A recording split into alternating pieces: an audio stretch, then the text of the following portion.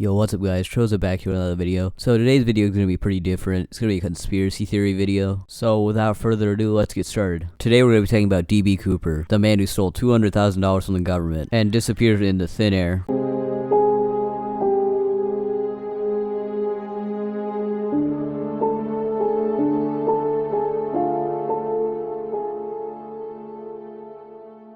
The year is 1971, and you're sitting in an airplane at Portland Airport on a short 1-hour flight to Seattle. The flight starts normally with the stewardess giving you a complimentary Coke. As you enjoy your Coke, you look in the back of the plane and you see a man standing around 5'10", wearing an all-black suit. The man stands there for a while before handing a note to the stewardess. The stewardess thinks that this man is trying to hit on her and slips the note into his pocket. Then you see a man lean over and whisper to the stewardess. You read his lips and he says, "Ma'am, you might want to look at that note because I have a bomb." Now think in the stewardess' head. She probably thought her life was over after that. She was probably panicking a lot. She didn't know what to do. The man motions the stewardess to sit next to him. The stewardess proceeds to sit down next to him, and the man pulls up his briefcase, and inside of it was explosives. If you're a passenger overhearing this, or the stewardess, you're probably crapping yourself at that moment. The man tells the stewardess to go to the pilots and explain the situation. As the stewardess walks by, she reads the note. It states, the man expects a fuel truck waiting at the Seattle airport, and $200,000 waiting in US currency, in a suitcase, 2 parachutes and 2 reserve suits, and no police. Now currency back in the 1970s was way different. 200,000 back then is about 1.2 million now.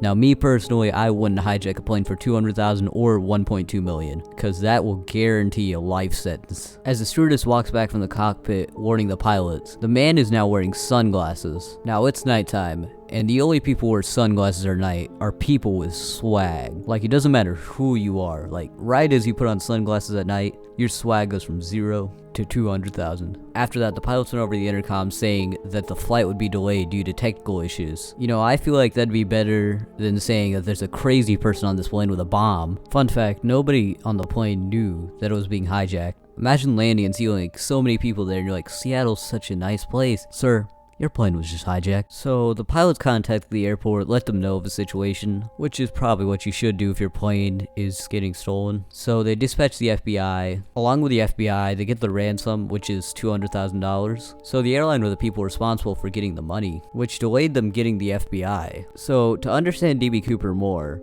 we need to understand his demeanor. The stewardess and the passengers said he was a very calm person. That's a pretty weird way to describe a plane hijacker. Like, I'm imagining the stewardess, he was so kind when he opened his suitcase and showed me the explosives. All the passengers said he was like calm, cool, and collected. Like, that makes him more mysterious. Like, how are you staying calm in such a serious situation? The man obviously had a plan, and he'd practiced it. As soon as the plane touched down at the Seattle airport, the man stands up and demands everybody close their sunshades and turn off their lights. When somebody asks why, he'd say, "Because I'm not trying to get sniped." I'm imagining how freaked out the passengers are after hearing that. In their head, they're probably like, Wait, why were you getting sniped? What's happening? Nobody knew that the plane was getting hijacked. After he says that and the plane lands, D.B. Cooper gets his money, plane gets refueled, and the parachutes are delivered. And he lets everybody else go because that's what you do when you get the ransom. But he kept the pilots because when you steal a plane, you still need to go somewhere. But after he lets the hostages go, he goes to the pilots and says a super in-depth flight plan to Mexico City.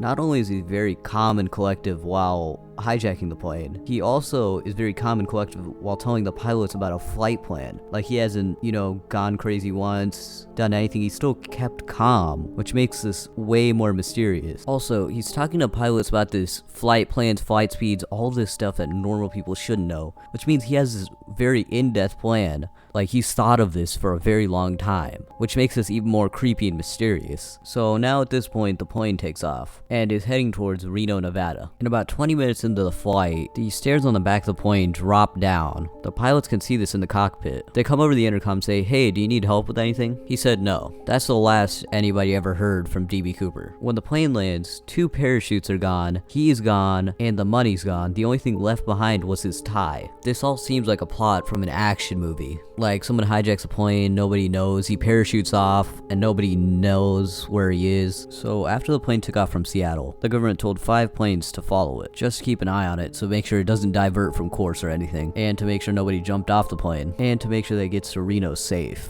and all 5 of those planes said they saw nothing leave the aircraft. And sure, you can make the argument that you don't see a man in a full black suit jump off a plane at night, but 5 planes not even seeing anything, like not even a speck of something, adds to the mystery. Another thing, the FBI put out a reward for anybody who could find the serial number of the money they gave to DB Cooper, and nobody ever found the money. There's been a theory that since the money's never been found, DB Cooper never made it to his destination. I disagree with that theory, because to find if you had the right serial number, you had to call the FBI, and you had to ask, like, is this the matching serial number, and then you had to send in the money, so I'm kinda not surprised that the money was never found. The story that the FBI gave was that DB Cooper died and never made to his destination. They're saying somewhere in Seattle, Washington is a body of DB Cooper with his money buried under however much dirt was caused by erosion. Now, with all things considered, that's a very lame theory. Like, they never found a body, they never found the money. Like, he could be all the way in Mexico partying right now. He could be in Mexico living in a mansion and working for the cartel, you know, doing some legitimate business, or maybe, you know, raising a good family, you know, living a lavish life out there. Anyway, that's it for today's video. If you enjoyed this series, leave a like and subscribe, and I'm pretty sure I'll do more of this because I really did enjoy doing this, and I'll see you all in the next video.